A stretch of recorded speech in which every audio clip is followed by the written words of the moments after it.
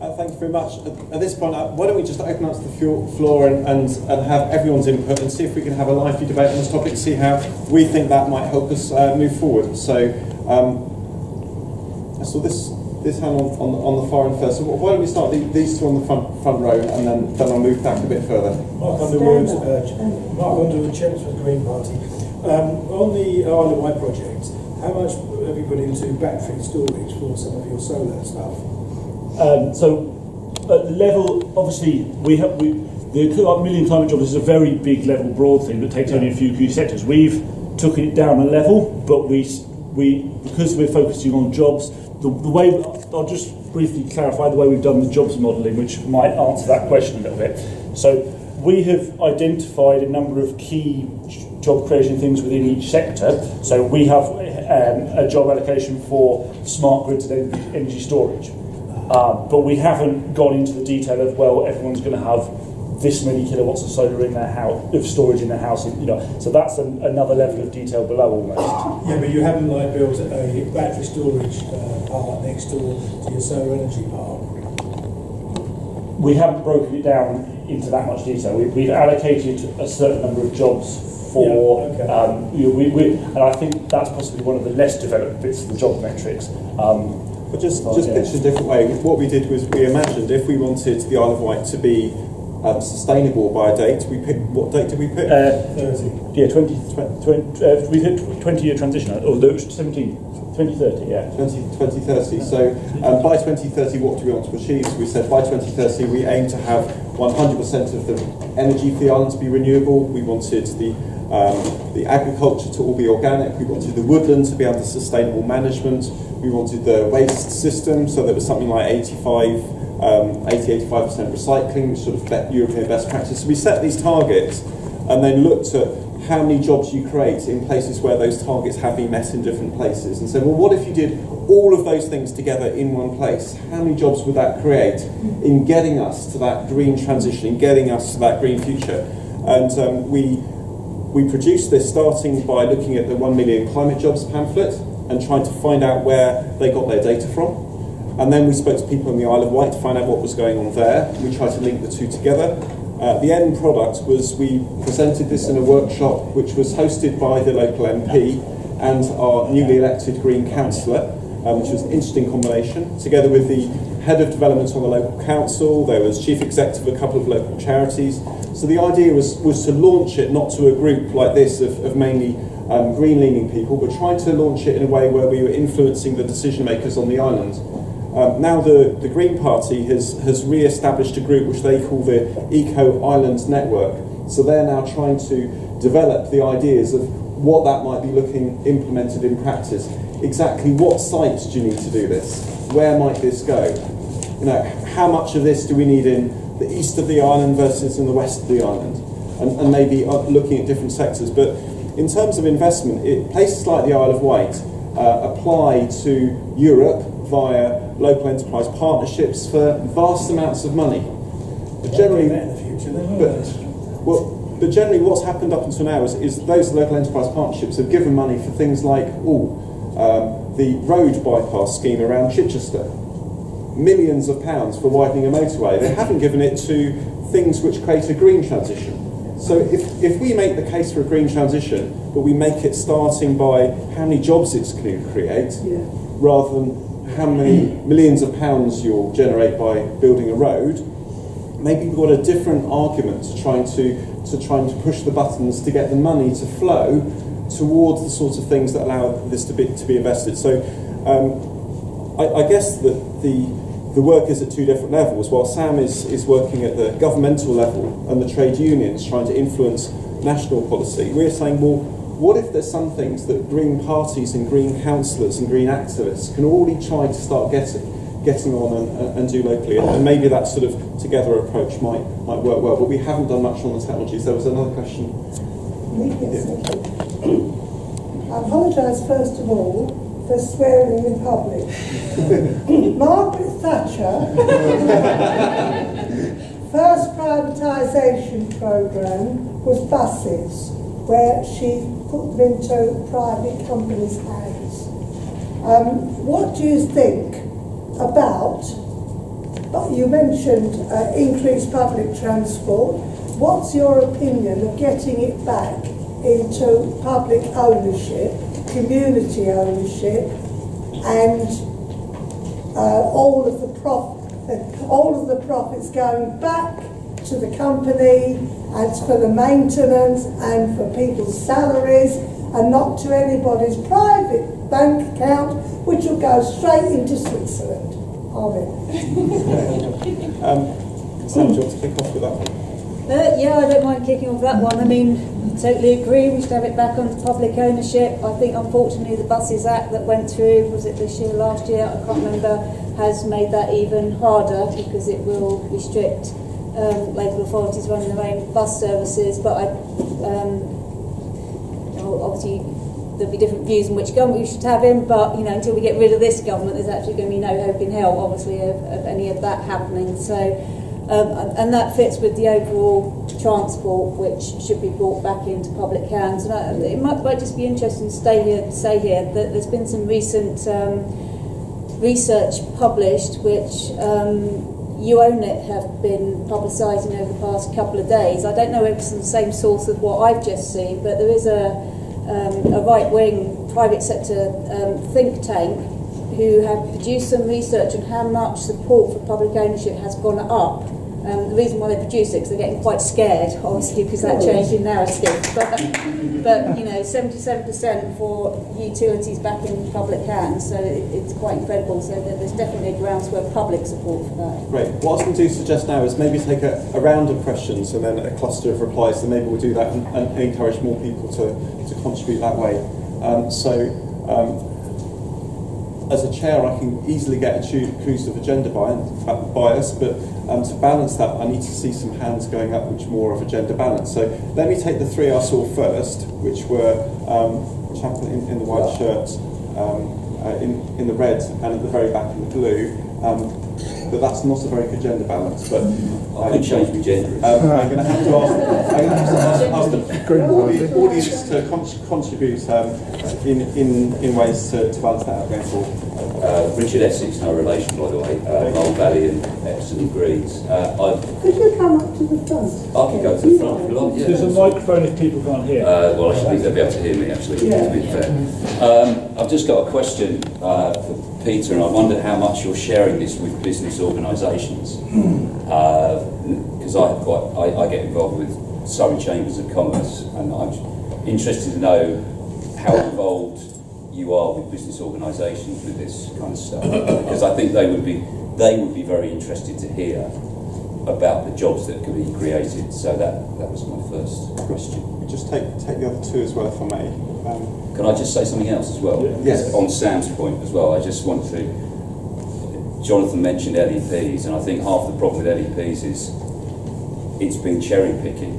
They pick the areas that suit them, and I think Sam was talking about having a national plan, and I think in order to do that, I think the Green Party should be pushing for there to be more strategic planning from a regional level, because until you get that, you won't get that connection between the local businesses and central government. So I would strongly urge that we should be pushing to get, the Regional Development Agency's got a bad rap, but if we had proper regional agencies that really looked after and had those, the environmental plan, if you like, I think we'd be a lot better ourselves. What I was going to make. Brilliant, thank you.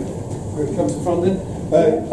In a few minutes, we're going to get a vote on whether we are going to toughen up our climate change policies to be carbon neutral by 2030. So I was absolutely delighted to see your presentation there, your report, working on the basis of the jobs that will be created by cracking this really tough nut by 2030. Very doable, something we can do and achieve. The point that I wanted to make was around the Bank of England, hi Sam by the way, was around the Bank of England's report in June of this year. The Bank of England is responsible for trying to get the financial institutions to be more aware of the risks that it faces. And there was one specifically around climate change published in June of this year. Very deep in the print there was this warning about the impact of the climate feedbacks. That's they're already being observed. We know climate feedbacks have emerged at 1.2 degrees Celsius of warming. That's methane from permafrost, carbon dioxide rapidly coming out from soils, that is albedo in the Arctic, and for the Bank of England to be warning about the financial implications of this and a very sudden need to transform our economies, I think that that's the other missing part of this equation, which is that if we don't do this, we are in for enormous job losses. This will be devastating to our economy. So we need a transition plan. I thought that was brilliant. Thank you. And at the very back, if you stand up, we'll probably hear you. Yeah. It's a bit opportune. So Joseph Fox, Southampton District Green Party, it's Peter Simmons. On your work that you've done, it does look impressive, the job quotas and things like that are happening. But if you apply that to the whole of the country, I'm just a bit worried because the Isle of Wight has consistently not had investment, and the starting point for the Isle of Wight is slightly apart from wind turbine blades being built at Vestas on the river there. They've consistently gone against renewable energy projects, and they don't seem to be embellishing anything on the low carbon economy as I can see. So I don't know what you found, but was the starting point a little bit low, and therefore the figures look a lot better than they would be if you went somewhere else, perhaps like Norwich or somewhere. We'll take those three. I don't know which one if you want to kick off. Do you want to go? Because I was quite detailed. I'll respond to that point there specifically first. Potentially, but I don't think significantly. So I wouldn't say that anywhere in the country is particularly near where we need to be. So with the Isle of Wight is possible. I mean, there are quite a few solar farms on the Isle of Wight and a bit of onshore wind. And yes, there was the various big projects that maybe have been turned down recently, but I think a lot of the jobs are actually outside of that, and therefore I don't think that's significant, would be my response to that. Do you want to pick up the first option as well about business? Oh, business organisations. Not personally at the moment, but potentially. What organisations in particular? Well, there's the Chambers of Commerce. I mean, dare I say, even CBI. Businesses are a lot more interested in this stuff than some people perceive, and especially if it's creating jobs. I would say that the council the senior council officers and the local MP were very supportive of the presentations which we made on the Isle of Wight going forward. In terms of Vestas, I would just say, although people were campaigning against the closure of Vestas, a lot of the onshore wind jobs on the Isle of Wight are because that has now regrown and is quite a strong industry there. So the Isle of Wight does have quite a lot of wind jobs, but the Isle of Wight wind jobs are making the turbine blades. The wind jobs we are talking about on our report were putting up the wind turbines, which are where they would be, rather than the Isle of Wight, which is where quite a few of the blades are being manufactured. It's worth noting that most of the turbine blades made on the Isle of Wight are put up in the North Sea or around Germany, or not anywhere near the Isle of Wight. Sam? I was just going to say a couple of things. I mean, in terms of the sort of local level stuff, I mean, I think one thing that's really interesting, I think it's very important that there's local regional development plans for all this, and just transition plans. And just for one thing that's not often talked about much, but another meeting I was at having sort of similar type discussions. Now, I live in London, where apparently we've got massive pressure on us for housing. Now, there is a housing crisis, but for different reasons. I think they're talking about the demand, but it's ridiculous because we've got everything focused on London South East. So of course people are moving into London because they have no choices, and we've got a water stressed area down the south. So for many reasons we need to be relocating work out of London, and obviously moving away from this financial centre and creating real work, and sort of the housing that's falling into dilapidation in other parts of the country can actually be used and house people. So there's that. On the stuff that John mentioned in terms of the stuff coming out of the Bank of England, I've not actually read that, but I think it's really interesting in that a number of major financial institutions, from the IMF to the Bank of England, are obviously getting very concerned about the climate crisis, both in stranded assets and what's going to happen in terms of their own growing insecurity across the world. So, climate change is increasingly being talked about as a security threat. and I think not in a good way about politicians actually wanting to do anything about it, but actually increasing their military response towards it. And obviously with the whole situation we're seeing around immigration, the movement of people because of climate change, and some of that which has been borne out recently in the Caribbean, and whole islands having to be evacuated and moved. So we have this whole issue of climate refugees arising through that. But when the financial institutions start putting things in their reports, then we can tell they're getting concerned, and there are points of pressure for us to work with. Thank you. I'm going to open it back up to questions. Okay, I've got one at the very back on the left, one with the grey arm in the middle, and one at the far back in the corner.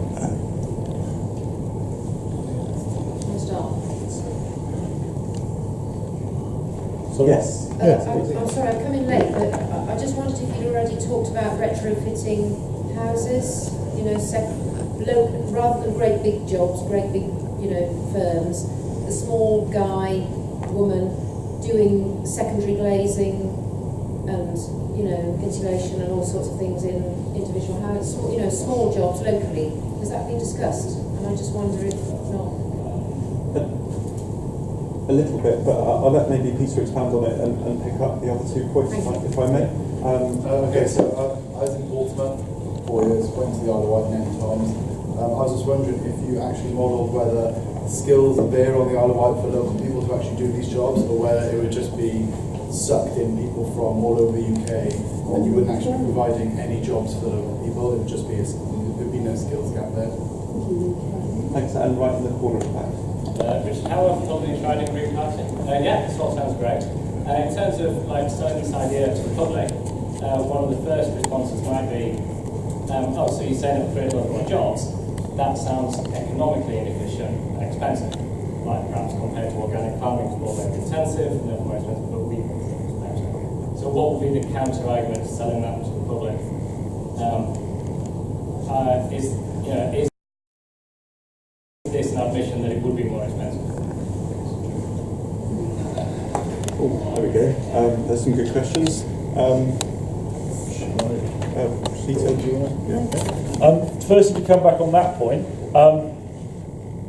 it depends how you define cost and expense. If you include all the externalities of CO2 and energy, then no, it's not. But if you take the current market price, then yes, it is. So, yes, it's more expensive, but we don't produce runaway climate change, which is surely more expensive than everything. So it depends how you define cost. Retrofit. So yes, we modelled in here. We proposed it as a street by street retrofit because you can get economies of scale is a good word, but it's much more efficient to do put scaffolding up down whole street, fit solar panels on the whole lot, and much quicker because urgency is a big part of this. To do it that way than it is to do odd houses piecemeal. But in terms of how we're modelling, we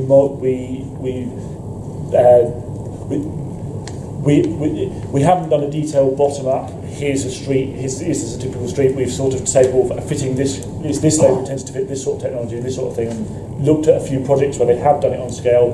For instance, to social housing in certain places, and tried to estimate it that way. And the last point to do with skills. Say something hopefully if that's all right. I think skills is a bit of a limiting factor, but if we're doing this everywhere, not just in one place, I don't think. I think there's a lot of retraining to do, and I think the big limiting factor of how fast we can do it is whether we can get the available labour. Can I just come back to that? If there is a skills gap and the local people are not sort of getting in with the construction of it, you just might find yourself with opposition, especially if you're just putting into it like that. In a nice part of the country such as the Isle of Wight, you might find that you get opposition if there are not skilled workers already residing on the Isle of Wight. Just one very small comment. It's around the Isle of Wight. There are Bournemouth, Portsmouth and Southampton universities. Many young people leave the Isle of Wight, go to those universities, and there aren't the high school jobs that they can then return to the island. So if there could be and maybe that's why I ended up living near London. I don't know. It seems there's an awful lot of skilled jobs in London and not spread out across the rest of the UK, and maybe that might be part of the plan. But I might ask maybe Sam to comment on those things. Yeah, I think on the skills gap, and that's one of the really important things, and it's about trying to relocate this, renewable energy and everything around it within local communities. And one small point at the moment, I mean, I don't know where people in here sit on nuclear, but anyway, there's a whole nuclear decommissioning programme going on at the moment. Dunray Power Station, there is actually a just transition programme going on there, and in a small way, because obviously they're working at building some of the offshore wind and tidal energy around that area, and there is a small programme up there to actually retrain some of those workers who've been working on decommission into those new jobs. Now that's very small. Obviously, to make it meaningful, you need to do that on a more national scale, and that's where I think one thing that springs to mind for me about job centres is actually people who work in job centres have incredible knowledge about what skills are needed for certain jobs, and if you could actually develop those jobs into very meaningful roles rather than, as I said earlier, about dishing out sanctions and actually working with employers and sort of regional or local development agencies, etc., then you can actually create something which hopefully does keep people in their localities, or they at least don't feel forced to move out of those localities and have to come down to London and South East. Just maybe pick up on the question about jobs from the corner. That there is a measure which is used by some people which is about productivity per capita, but what that drives is us to use a high amount of energy per capita and resources per capita, because we don't tax resources or energy, but we do tax labour, and I think that is an issue. But in terms of the job creation, a lot of it requires investment to create the jobs, and I would just maybe to think about whether it's an efficient way of spending money or not. I'll give you a couple of examples. £1 billion on HS2 or £30 billion on a nuclear power station. Both of those invest a lot of money in a process where you spend energy building something which is going to cause you probably to use more energy afterwards. What we're talking about is investing energy in people in a way which saves energy in the future. So in some way I think that's what we need in terms of transition. But also it's a more it's not about spending more money. It's saying rather than spend that amount of money on infrastructure, if you spend that amount of money on things which involve people, you can achieve a lot more bang for your buck, because we can work the transition better than a motorway can. And the other problem with a motorway is once you've built it, it's probably there for a long time, locking in a certain kind of behaviour which is high carbon. Whereas if you invest in people, and people can be skilled and work together in different ways, and people do change their jobs more often than the motorway does, then there's the chance that we can continue that transition. And I think someone mentioned earlier on about climate change, and what we need is resilient, flexible solutions. And if we invest in people, we can be more resilient and flexible. The other thing we need to move away, I think, is investment which is speculative in nature, which by definition is far more expensive than it needs to be. An example I know locally is a plan to build 8,000 homes on the Greenbelt. At 20% profit, at Band F average value, which is half the course in Surrey, that equates to £1 billion housing developer profit before you've done anything useful, let alone the money the landowners have made. It's just simply uplifting the land value. The nice thing about investing in jobs is you're investing in the outcome. You're not wasting money on speculation or large speculative profit values in the way. So I like the idea that we can focus our investment plans on delivering the outcomes, and we don't have to deliver financial returns which are excessive along the way. But that's just a personal comment. Some more questions?